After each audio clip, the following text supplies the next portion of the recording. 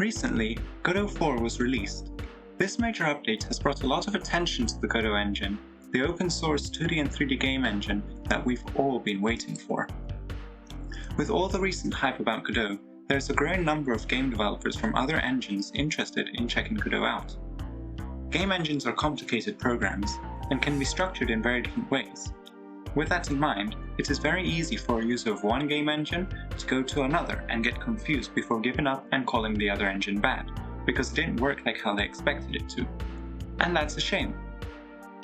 Godot is a very capable engine with support for 2D and 3D games across a wide range of devices, including first-party support for Linux, i.e. the Steam Deck. It can also be used to create different applications. An example of this is that the Godot editor is made using the game engine itself, which is very cool. That also provides another unique quality to Godot. You can run the editor on just about any device the engine can export to. Naturally, this means running it on Windows, Mac, and Linux. But officially, there are also web and Android parts of the editor to allow for game development on cheaper devices such as Chromebooks and tablets. So the purpose of this video is to try to explain how Godot works. Think of it as a rapid-fire tutorial that teaches you how to approach this fantastic game engine and not get turned around. Godot has a unique way of approaching game development, and it'd be a shame to not give it a try because you're stuck on your preconceived expectations of how game development has worked for you in the past. Disclaimer. Before we begin, I must give a disclaimer. This video is using Godot 4, as that is the latest version of the engine. A lot of things are applicable to the previous 3.x branch, but the difference between 4 and 3 is so huge that they're practically different engines. The other thing is that I used to be a Unity user really, so that's the other game engine I've had the most experience with, so in some way I'm assuming you're coming from Unity as well. But at the very least, I'm hoping you have some experience with using a game engine. Hopefully the Unreal, Godot 3 constructs, GDevelop, so on and so forth users will still be able to follow along. Finally, this video is meant to be as a guide to show you around Godot and show you how the game engine works and how you can approach things at a surface level. I'm essentially giving you a house tour. If you want a more comprehensive tutorial on individual aspects of the engine, this isn't the video. I've probably made some mistakes here and there are definitely things that I'm not able to cover in much detail due to my lack of experience with certain aspects of the engine. For that case, there are a slew of really well-made Godot tutorials out there, and the documentation itself is really well made, even though right now it's stuck between the 3 and 4 versions of the engine. So with that out of the way, let's begin. The first thing you might notice about Godot is the tiny file size compared to other engines. Is this an installer? Nope, that there is the full-on game engine, runnable even from a USB drive. Godot is built with the mentality of including the tools needed to answer the most common needs of game development, and due to the open source of the engine, you can take a peek into the engine and extend its features as needed, such as adding third-party plugins. Running this program takes you straight to the project manager, where you can create your new project, choose a name and storage location, and you're off to the races.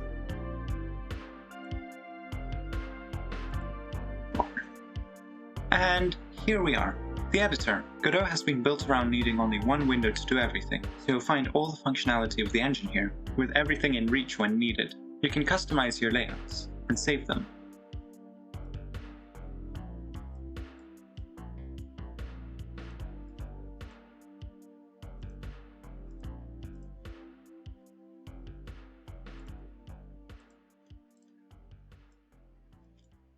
Like I've done so here, but it's a lot more limited than Unity. Still, a little bit of customization can go a long way into changing your workflow. I'm going to go back to the default layout so that I don't try and influence you into my line of thinking here. Alright, navigating this editor. You've got your Scene tab for all your node configurations, your Import tab for changing import settings on assets, the File System tab for file management, Inspector for editing properties, Node tab for signals and groups, and finally the History tab for your changelog. Then there is the main window, and by default there are 4 options. 2D for editing 2D scenes and UI, 3D for editing 3D scenes, the script editor, and finally the asset library. Then at the bottom is the bottle panel. This place can change a lot depending on what you've got selected, but at minimum you have your output panel, the debugging panel, audio bus layout, animation editor, and shader editor. But there's a lot more that can go down here, such as the tilemap editor, version control, and more. You can also extend it if need be.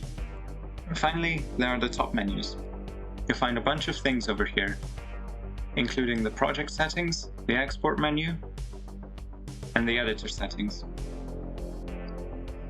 We'll delve more into each part of the editor when it becomes relevant to us, so don't worry about understanding everything right now. 2D and 3D. Godot is a 2D and 3D game engine, like Unity, but even this aspect of the engine is different than expected. Unity's 2D engine is essentially the 3D engine with an axis removed, but Godot's 2D engine is separate from its 3D engine. Here, the 2D part works entirely based on pixel and screen coordinates, with layers for separation. Godot's UI nodes work based on the 2D engine as well, but can be placed in 3D scenes without worry. Nodes, nodes, nodes. So now we know what the editor is, where do you start making a game? That would be with nodes. The Scene tab offers you the option of creating a 2D or 3D scene, UI, or other node. I'm going to start with 3D scene. And boom! Here we are in the 3D environment with a node 3D. As you can see, it's practically empty. Unity users would from here go to try and create components to add behaviors to this node, but they will find that that's not possible. And that's because Godot doesn't work with components, it works with nodes. So what are nodes? The easiest way to describe nodes is that they are basic blocks of behaviors. So essentially for Unity users, they are components. So then, how do you use nodes? By adding more of them as needed until you build up a tree of nodes that are doing various things. So for example, let us add a box. I'll go to add a new node, go down the list of nodes until I find the one that I need.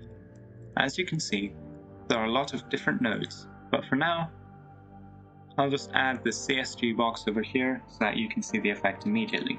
Okay, that's great and all, but I want my box to be able to fall with physics. How do I do that?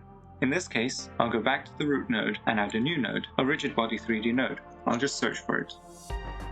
Then I'll drag my box to be a child of this node. We aren't done yet. As you can see, the rigid body node is given an error. It needs a collider, so I'll add a collision shape 3D.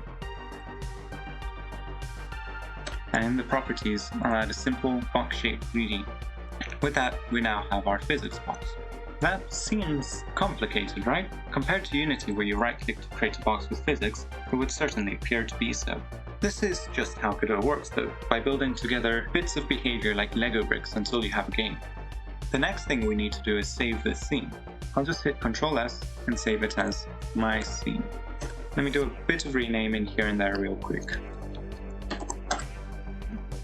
Now it is here that I have to make an important note about scenes in Godot. Just like how nodes are not like game objects in Unity, scenes in Godot are not like scenes in Unity. They're more like prefabs in Unity, but more performant. Each scene in Unity is a tree of nodes, and scenes can contain other scenes, building up and up until you have your game. To demonstrate this, I'm going to right-click my box and save branch as scene. Then I can save it. You'll notice that all the child nodes have disappeared, but this new button appeared on the box. When I click it, it takes me to the box scene, where the child nodes are here again, and the rigid body is now the root. Here I can edit whatever I want about the box, and it will change in all the other scenes. So when I change the mass, and I save it, and I go back to my scene, the mass of the box will change here too. I can override any properties here, and they won't affect the base scene. And any changes that I make to the base scene will remain unchanged if I've already overwritten them, but you can go back to the default, like so. I can now add more boxes from either the File Explorer or by duplicating them. If I want to see the box as children, I can either toggle editable children to have a temporary way to edit the children, or I can make local, which unpacks the scene entirely. Finally, with scenes, I can create a new inherited scene. This is done through the File Explorer and makes a new scene that is linked to the base scene. You can run any scene, so Typically, people will create a menu scene, game scene, and so on, and change the base run-in scene at runtime when needed. You can also decide to create a base scene that can dynamically add and remove other scenes when needed. The scene tree is your oyster. Scripting and GDeScript. Now that we have our scenes and such, we may want to apply extra behaviors on them. We can add a script to any node and start coding. Godot comes with a built-in programming language called GDeScript. This is a language built from the ground up for game development, styled in a way that is similar to Python for ease of syntax. But don't get it confused, it is not based on Python. GDeScript supports both dynamic typing and static typing, so by default, you don't need to declare any variable or function types, unless you are exporting a variable, and the language is able to handle that. However, you can use static typing, and there is an editor setting to add type hints in generated code that I will turn on. Or I already have it turned on, but I'll turn it off and on to show you. It's called add type hints. To make a script, we can either do it in the file system, by right-clicking the node, in the inspector, or by pressing this button in the scene tree. A pop-up shows up so you can edit the properties on the script, such as the language the script is using, the class it inherits, the template, the name and save path, and whether it's built in. When you create a script, you are taken to the script editor. Your scripts will extend an object type, call the ready function when the object enters the scene tree for the first time, and call the process function every frame. You can also add the physics process function for physics frames. I won't go over teaching GDeScript since there are already excellent tutorials for that, but I'll go over some key things very quickly. This is how you export a variable in the inspector. You have to make sure to either declare the type or give a default value. And it appears there. This is a dynamic variable. As you can see, it has no type. This is a static variable. As you can see, we've declared a type. And this is a function with an argument and a return type. What if you don't want to code in GDeScript? Well, fortunately for you, Godot supports other programming languages. For C#, you do have to download the mono build of the engine right now, and I believe set things up with an external editor, since the last I heard C# doesn't work well with the internal editor. Currently, C# support isn't there for Android or web builds, so also keep that in mind, but that's being worked on. There are also extensions to the engine available for other programming languages, such as Rust, Python, C, C++, and more. If an extension doesn't exist for your language yet, you can make one. However, usually you'll find GDeScript to be more than enough in most cases, and easier to work with. I'd definitely recommend giving it a shot. Unless you need a crazy amount of performance, GDeScript should work just fine for you. The C# versus GDeScript debate is unending, so it's up to you to figure out which one you prefer. Another thing to note about scripting is that you're limited to one script per node, which may be hard to adjust to. The point to remember is that you're working with multiple nodes, and each of them can have a script, so it's okay to split up script behaviors over various nodes. You can also use custom resources, which I'll explain later. Just remember to try to avoid dependency hell with your code. Signals. An important aspect when working with Godot is the idea of signals. Signals are Godot's implementation of observer patterns. They're a good way of sending information through a scene tree, particularly going up, without creating strict dependencies. For Unity users, signals are akin to Unity events, though the setup and UI is a little bit different.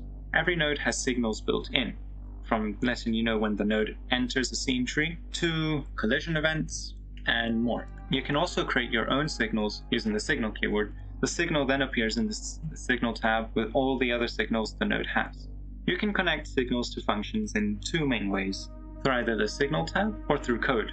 When connecting through the signal tab, you can create new functions or methods, or you can pick one that's already in the script. You can even toggle advanced options and connect signals to any other node and pick methods either available in the script or that are built in. Through the script, you can connect signals through the connect keyword. The connect method takes a callable argument, which is a type that represents methods as an object. Signals are emitted through the emit method. As you can see, Godot is structured in a very different manner from some other game engines, and especially for Unity users, this can be hard to wrap your head around. The idea of having a scene tree full of nodes, and the fact that nodes can only have one script on them, can be off-putting at first. Godot is deliberately structured like this, and it mirrors object-oriented programming closely. You have multiple nodes in a tree, with each node being an instance of its type. You can extend the node by adding a script to it, and scenes can be thought of as a class that contains nodes. You are heavily encouraged to avoid creating dependencies. Ideally, each scene you create should be able to run on its own without requiring other scenes to be in the tree. This is why you should try to package things into their own scenes as much as possible. One of the commandments of Godot is to call down and signal up, meaning use signals to communicate between scenes instead of strictly relying on them being there. But you can more safely have a parent call a function directly on its children if it's appropriate. Another aspect of Godot that's important are resources. Resources is the object type Godot uses to handle assets, such as images, sounds, 3D models, and more. All files are stored as resources, even scenes. When you import an asset, you can change certain import settings in the Import tab and re-import the asset. Some assets have more advanced import settings, such as 3D models and sounds. You can also create new resources. It's one of the options in the right-click menu in the File Explorer. As you can see, there are a lot of resource types. These resources are used everywhere, such as meshes for 3D models, audio streams, collision shapes, packed scenes for storing scenes, and more. Nodes tend to use resources a lot. Like the collision shape for my box collider, for example. When the option is there in the inspector, you can create new resources directly in the inspector, or use resources that have already been saved to the files. Duplicated nodes will contain the same reference to the same resource file, which is something to be aware of. Changes to a resource in one node will reflect in the other nodes and scenes that contain that same resource. You can make these resources unique so that duplicates don't affect each other, this option here. Just be wary as this can be hard to keep track of. A quick note about files. When moving them around, it's best to do so in the editor so that the editor can handle it. When moving files outside of the editor, this can cause problems, such as duplicated files and dependencies that break. File structure. I'm not going to tell you how to structure your files, but I will make a suggestion. Scenes and their scripts are best stored near each other for organization's sake. Oh, and in the file system dock, you can toggle the split mode and then further turn on the grid view in the new split, allowing you to see files as larger thumbnails like in Unity. Very useful. You may want to give the file system dock more space for that, but you can easily toggle between the nodes depending on your current needs. Audio. Audio is a big part of making games. Audio files are stored as audio streams, and the nodes that play them are called audio stream players. There's a lot of options to play around with here. But one thing you'll notice is that the volume control is a little bit different. It doesn't go linearly from 1 to 0 or 0 to 1. Volume in Godot is done using decibels, which may not be as easy to work with as linear control, but it provides a lot more control over the volume and is closer to how sound designers work. You may notice at some point that there is a drop down here for a bus. This is in relation to the audio bus system, down here at the bottom panel. You can channel audio through multiple audio buses and build up effects over time. So, for instance, add a few buses, new blah blah blah blah. You can add effects and connect them to each bus, and then you can assign it to bus 3, and then it'll channel the audio through a different bus, like so. You can use area collider nodes to override audio buses and channel audio into different buses. Each audio bus can have a bunch of different audio effects. You just need to mess around with them and see how you like them. Shaders and materials. Our box is looking bland, so let's give it some fancy visuals. This is done used through shaders or materials. Godot supports a wide variety of material options and shader types. The canvas item, fog material, orm, standard, panorama, sky, particle process, physical sky, placeholder, procedural sky, shaders. But specifically for our box, we can look at the standard material, the orm material, and the shader material. I'm going to use the standard material as it's, well, the standard PBR material, and it provides a good way of showcasing all the options available. As you can see in the inspector, there are a lot of submenus with options for this material that you can mess around with. I'm just going to quickly put a color and put some shininess, so metallic goes up, roughness goes down, and then put it on the box, like so. And in reminder of the last point, if I go back to the scene, it will have changed for all these boxes. Next are shaders themselves. Godot has two options for writing your own custom shader. You can either do it through the Godot shader language or through visual scripting. Godot shader language is similar enough to GLSL that it shouldn't be much of an issue transitioning to it. Visual shaders work like in Unity or Unreal, where you connect blocks of information about the shader to build up your shader code. It's a great way to work, and you can even see generated shader code. Obviously though, it's better to write your own code, if you can. But here Godot has a pretty good visual shader node for that, as you can add your own expressions as a node to write the shader code when you really need it, and use visual shaders the rest of the time. Godot shaders are split into many different types. Spatial or Node 3D shaders for 3D, Canvas item for 2D, particles for controlling particle effects, Sky for custom sky implementations, Fog for controlling volumetric fog nodes, and there's also compute shaders, which are made in a different way from these other shaders. UI. UI is another important aspect of game development, and Godot has an extensive amount of nodes dedicated to it. These are the control nodes, and they are edited in the 2D scene view. From containers to text editors and buttons, separators, range, panels, trees, video stream players, tabs, labels, and so much more, there is a lot to offer here. There shouldn't be much worry about whether or not you can do what you need to do with Godot's UI nodes. After all, the editor's own UI is built using these. Control nodes use a mix of anchors and positionings to make sure that your UI is scaling correctly regardless of the scene size. As with any UI system in games, you want to make sure that you test on a wide variety of screen sizes and aspect ratios so that it's scaling correctly. You'll most likely find UI in Godot to be fun to set up than in some other game engines. Remember to try splitting up your UI into reusable scenes as much as possible. An important aspect to Godot's UI is UI themes. These control how the UI looks, which is kind of important. You can either create a new theme resource and assign it to the root control node, or you can override individual parts of a theme as needed for individual nodes. Editing a theme is done in the theme editor at the bottom panel. You can see a whole bunch of the different UI types that can be edited here. You can override options for each UI element, from sizing to color and fonts and icons and so much more. Having all this in one theme helps get you a consistent look across your game and allows you to easily change aspects of your UI's look instantaneously. You can easily add UI to your scene and it shouldn't cause problems with having to load in the 2D and 3D thing. Physics. Godot 4 uses a custom-made physics engine known as Godot Physics. Bullet physics is available on the 3.x branch, but was dropped in 4 so that the team could achieve better closeness with the engine and its physics. However, this does mean that currently the physics engine is not completely there, and a lot of work needs to go into improving it for the next releases. So creating a physics-heavy game right now is not entirely recommended. Godot has various different kinds of nodes for physics and collision, each depending on their specific use cases. The following are the main ones that you need to be aware of.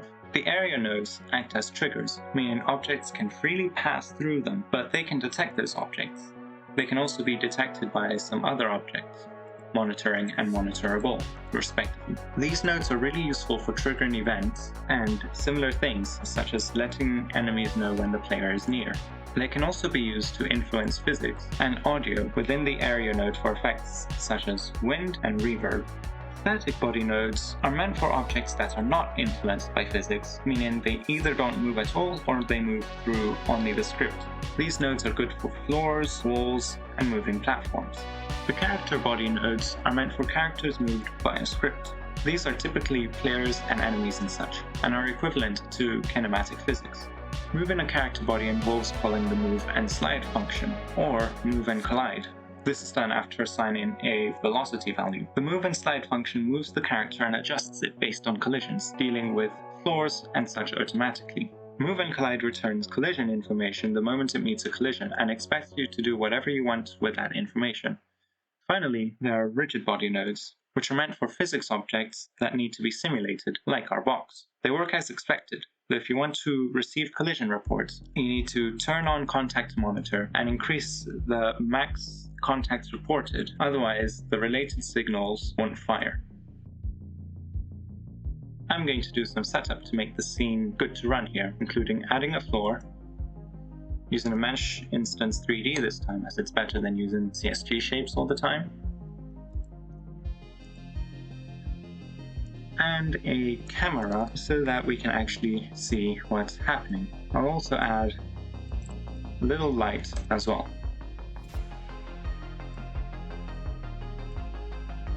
Godot has various run modes you can choose from. Up here in the top right corner, the first is to run the entire project. This starts for your main scene always, which you need to configure in the project settings, like so.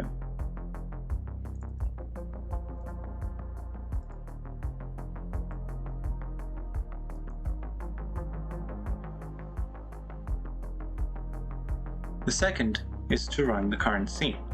This runs the scene you have open at the moment, and is highly useful for testing individual parts of the game, from a single cutscene tier level to the player itself.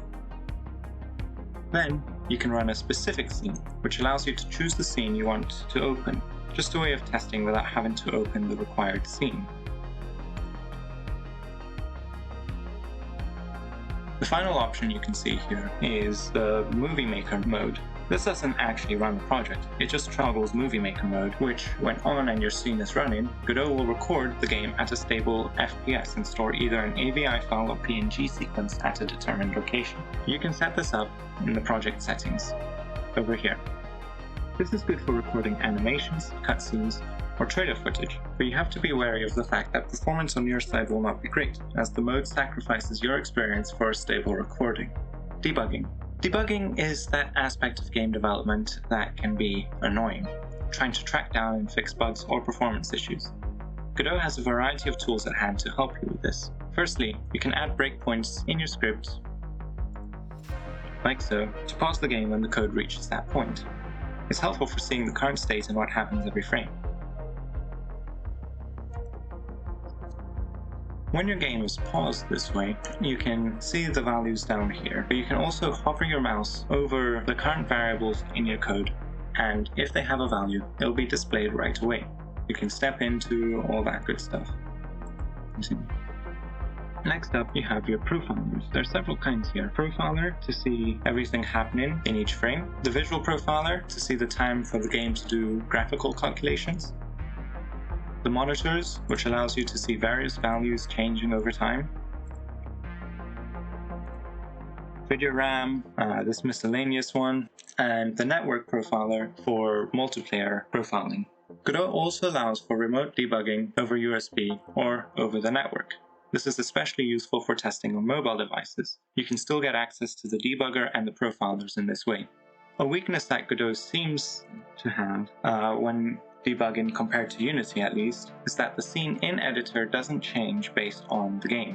It isn't all doom and gloom though, as you can use the project camera override up here to override and use the editor viewport camera for the game view instead of the game's camera. There is also a remote tree tab that appears in the inspector so you can look at the real-time properties of nodes as they are in game. You can also see here how Godot's structure works in game. There are also some useful debugging options in the debug menu to make certain things visible, such as collision shapes, paths, and navigation. Exporting. Godot's file size can be a little bit deceptive, as this doesn't include the export templates. You need export templates to be able to export your game, and that is a separate download that you do from the Export Template Manager. Once you have them for your version of the engine, you're good to go until you change your engine version. Godot has export templates for Windows, the Universal Windows platform, Mac, Linux, Web, Android, and iOS.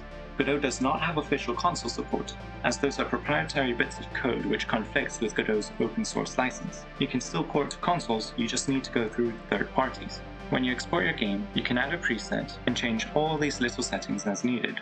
An important thing to note is about PCK files. PCK files are used to store certain game data and is needed for the game to run. If you need your game to be able to run from anywhere, such as when downloading an exe from itch.io, I would recommend embedding the PCK so that people don't separate the files and get confused. PCKs can be used to add content to the game, So for storefronts such as Steam, where installing and running is done for the player, having external PCKs can be great for adding DLC over time. Okay, so now we press the export button, choose where to save it, and press that, and oh, it's done. There's some warnings here, but that was really fast. Godot is generally pretty quick when exporting your game, and also keep in mind that this is an empty game really, so I have yet to see how fast it exports on larger projects. We can go and run the project and see that it did export correctly and is the same as what we were getting when we were running the scene. On the note about larger projects, there are a few options you can select to help shrink down the file size of those builds. You can go to the Orphan Resource Explorer and you can see all the resources that aren't being used by the game. In the export menu, you can leave out resources as needed, so resources that you aren't using, and you can customize the engine build configuration to leave out certain parts of the engine that you don't need. So like if you were doing a 3D only game, maybe you don't need to export 2D physics. I've already gone through a lot, but I hope that was something to get you more familiar with how Godot works. I'm now going to be touching on some more aspects of the engine that are really good to know, but not quite core to getting things up and running really quickly. First up are Autoloads. These are similar to singletons, which the mere mention of will either spark joy or intense hatred within you. Autoloads are nodes that are automatically loaded at the root of your project, hence the name. They're not affected when you're trying to change the scene, and so are thus available to all your scripts to call upon. Autoloads can be dangerous, but also very useful. To create an autoload, you just need to go to the project settings, click on the Autoload tab, choose a scene or script, and then press Add. You can also change the name. You can also enable global variable for being able to access the autoload anywhere in a script. Autoloads are automatically added to a scene, regardless of where you run it from. This doesn't prevent you from adding the scene or script into other scenes though, so that part is quite useful. Just know that the autoloaded scene and the scene you add are two different things. Autoloads can be accessed from any script, anywhere, so long as they are a global variable in the autoload menu. Be careful with autoloads as they can create dependency hell, and they technically violate the call down signal up idea by being able to be called while being at the root of the scene tree. There are better ways of passing information between nodes in most cases that I'll cover soon with custom resources. Autoloads are useful for behaviors that should survive changing scenes, such as background music, but that can also be circumvented depending on your approach to scene management. Groups are a useful aspect of Godot, hence why their menu is right next to the signals menu in the node tab. You can assign your nodes to various groups here of your creation, though they do seem to be strings and there's a bit of copy pasting you need to do if you have to assign different nodes in different scenes to the same group. So what do groups do? Well, they sort of act like tags for your nodes. So you can have the player in a player group, enemies in an enemy group, and then subgroups depending on the enemy type, etc. In the code, you can assign nodes to groups as much as you like.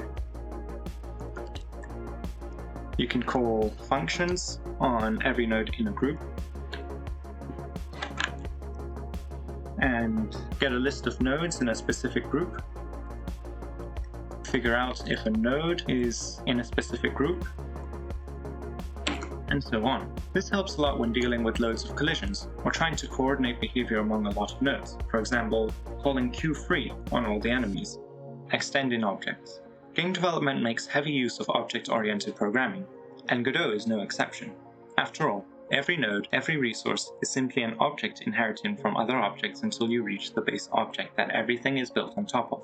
This is why all your scripts in Godot typically extend from something. You are extending from a type. But you can do more than just that. You can create your own object types, introducing the class, name, keyword. This allows you to declare your script as a new class, making it available in either the node or resource creation menus, and enables autocomplete to know that type. This doesn't seem like much of a game changer for nodes, aside from being able to query the node type to be more specific and letting you call functions and get variables directly, but it is a huge thing for resources.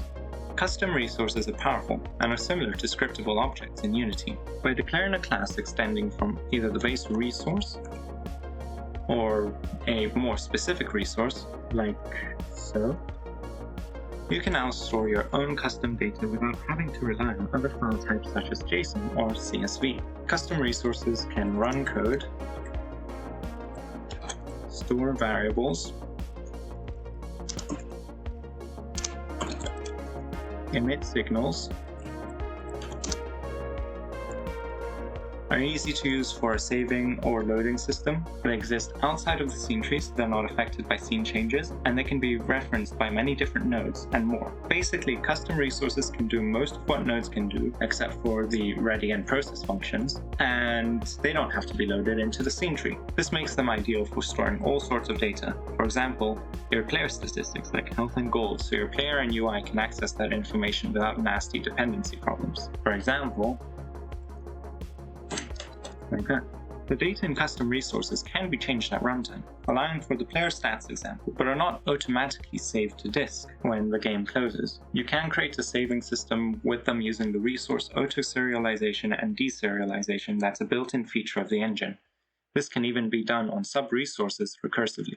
Another example of using custom resources would be if you wanted to create a Pokemon-like game. You could create a Pokemon base scene and then create a custom resource that is supposed to store different pieces of information relating to the base Pokemon scene, such as the names, stats, animations, etc. This would allow you to create hundreds of different Pokemon that can be loaded by the base scene. Then, you could have new custom resources created at runtime to handle storing and changing new Pokemon as they are encountered or collected. Custom resources also provide a way to add functionality to your code. By moving part of the node's code to a custom resource, you can divide your code out into multiple bits, especially in cases where it needs to be reused by a bunch of different scripts. Basically, custom resources are really freaking cool. Editor niceties. There are various things that having everything in one editor window allows for that is really nice to have. The first thing is dragging and dropping into the script editor. By holding the control key, or pressing it when you're midway through dragging and letting go, you can drag resources in to generate the preload code needed for them. Like that. And you can do the same with nodes, only this generates the onReady code needed to access that node. You can drag properties in to get their property names, and just try messing around and see what you can drag in. The next cool thing for the script editor itself is multi-cursor support. I'll be honest, Godot 4 has really spoiled me, and now I struggle to even use the document editor I'm writing the script in because of the lack of multi-cursor support. By holding the Alt key, you can click on different things on different lines or even the same line and edit multiple lines at once. Another cool thing is the in-engine docs. Whenever you have a question about an in-engine type, function, etc., you can control-click on it and it will take you to the documentation for it without having to open the browser. You can also search all the objects. As you can see, there are a lot. You can even generate documentation for your own types. So like, I'm going to search my box, and it's over here with all the stuff. Game development is made easier with the creation of tools, scripts that can run in the editor to provide certain behaviors, such as helping with level design. Godot provides an easy way to run scripts in the editor by adding the @tool keyword at the top. It may be necessary to use setters and getters for your variables, so you can automatically update things when you change variables in the inspector. Another thing you may need to use a lot is the method notify property list changed. This is so that you can automatically update the inspector when you change a variable using code. The world environment node. You may notice that the scene looks good in the editor, but when I run it, it looks terrible. And that's because the world environment node and sunlight haven't yet been added. They're both previewed in the default 3D scene, but not automatically added. This is because they're only needed for certain scenes. You can't have more than one world environment or directional light node. I can easily add both of them to the scene from the preview. The world environment node allows you to work with various effects. You can set up skies, make adjustments to the look of your scene, and add glow. Mess around with it to see all the kinds of effects that you can set up, but we are aware that most of them are only available on the Forward Plus renderer, which I'll cover in a bit. You also need to change the background mode to canvas for 2D scenes, and most of the effects won't work in 2D. I think you also need to manually add the world environment node in 2D. It won't be automatically previewed like it is in 3D. Next up is lights and global illumination. Lighting, a very important thing in games, and I haven't yet covered it. Lights in Godot work as expected, though outside of the main directional light, you'll have to enable shadows for the lights, as it's disabled by default. For 2D lighting, you have a directional light and a point light. The directional light is a one directional light that goes everywhere, while the point light is a light based on whatever texture is given to it. For 2D, you have to set up light occluders to get shadows. Directional light. Shadows are disabled in 2D. For 2D as well, you also have to set up a canvas modulate node to darken everything on the screen so that your lights actually look like they're doing something. For 3D lighting, you have the directional light, spotlight, and omni light.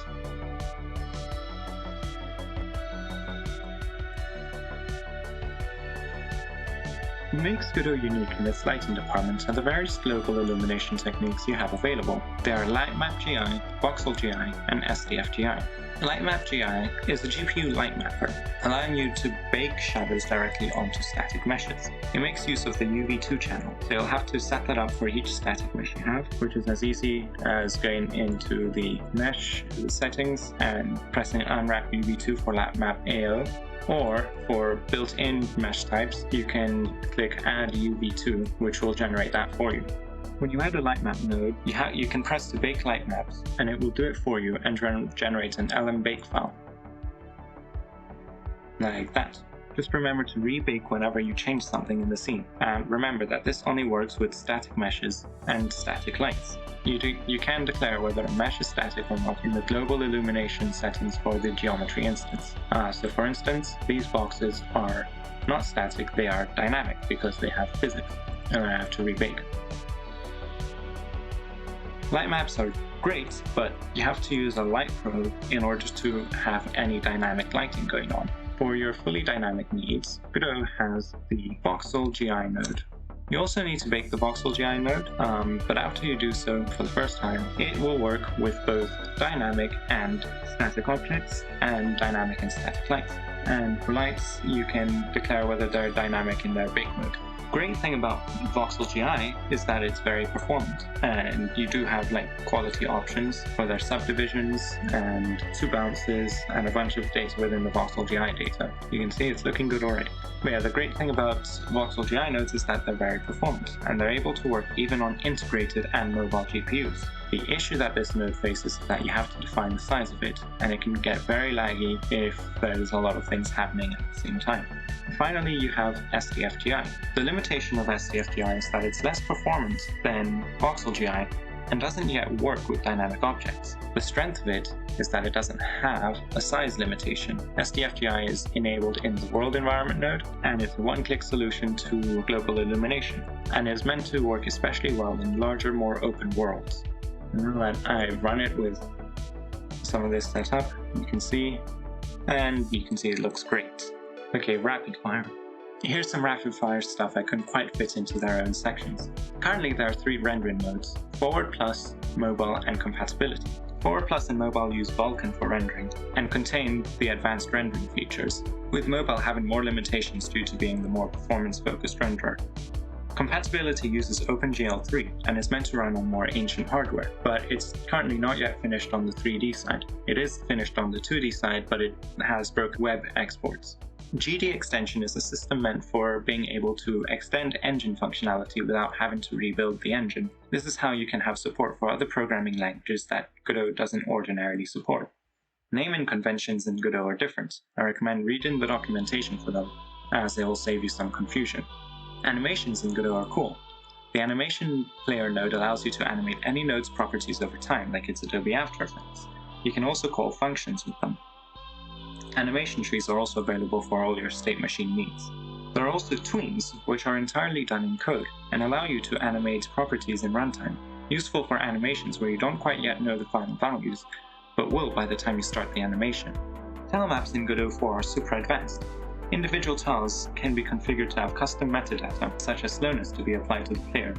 You can set up auto-tiling, alternative tiles using the same tile image, random scattering, placing scenes as tiles, and more.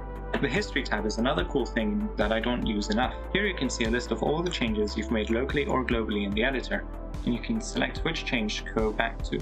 Basically, it's an advanced version of undo-redo.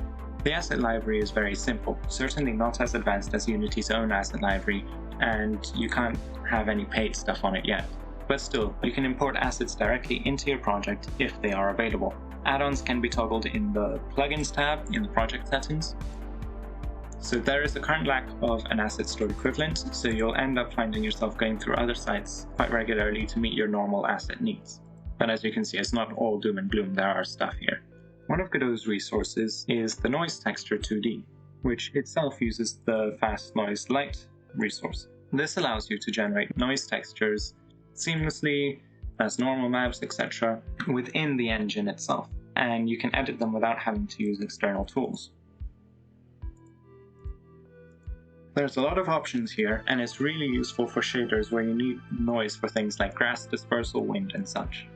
Navigation is another big thing in Godot 4. I haven't used it, but it's there, and there are various nodes and meshes to allow for navigation agents to move around and avoid colliding in both 2D and 3D. Multiplayer is another thing that I haven't used in Godot 4, but there are a couple nodes available to synchronize and spawn in multiplayer and send HTTP requests, as well as some scripting stuff and resources. As for infrastructure surrounding Godot, W4 Games is also working on setting up a way for people to have servers for multiplayer, and I've seen Godot users report that multiplayer in Godot 4 seems more coherently set up than has been the case for Unity in the past. Godot offers a set of features for internationalization or localization. There's a dedicated localization tab in the project settings for working with translation files. There's automatic localization of strings in GUI elements, automatic UI mirroring for right-to-left locales, full support for Unicode, and more. Volumetric fog is available in Godot, as well as more simplified fog. Both of them can be toggled within the world environment node. Volumetric fog exists within the game world and can thus be affected by lights and shadows. You can turn it on in the world environment node, as I did here. You can also add individual volumetric fog nodes to the scene and set them up. Volumetric fog in Godot is surprisingly powerful, and there are some cool things that have been done with it already, including replicating the smoke grenades from Counter-Strike 2. It's also pretty performant. The sub-viewport is a node that allows you to create a new viewport underneath the scene, separate from the main viewport that handles rendering your game. The sub-viewports can be used to display 2D elements in 3D and vice versa. They can also be used to render multiple cameras at the same time. There is a parallax background node, which allows you to create a parallax effect in your games, and there is a canvas layer node that allows 2D elements to remain in a fixed position regardless of where the camera is, or alternatively to follow the camera and create like a pseudo 3D effect. For more information about Godot, I've hopefully left some links available in the description, including Code from Scratch by GDevelop, the official Getting Started guide in the Godot docs, and more. Conclusion. My hope is that I've been able to give enough of a summary of the workings of Godot to allow users of other game engines to confidently dive in and start messing around to see if this is truly the game engine that they have been waiting for. Godot is a great engine with a unique way of working, and there's a lot to look forward to it in the future with the incoming rapid releases of the 4.x branch. And hopefully I've been able to do it justice, maybe? With that being said, I hope you liked this video. I might make more videos like it in the future, so for now, I'll see you all later.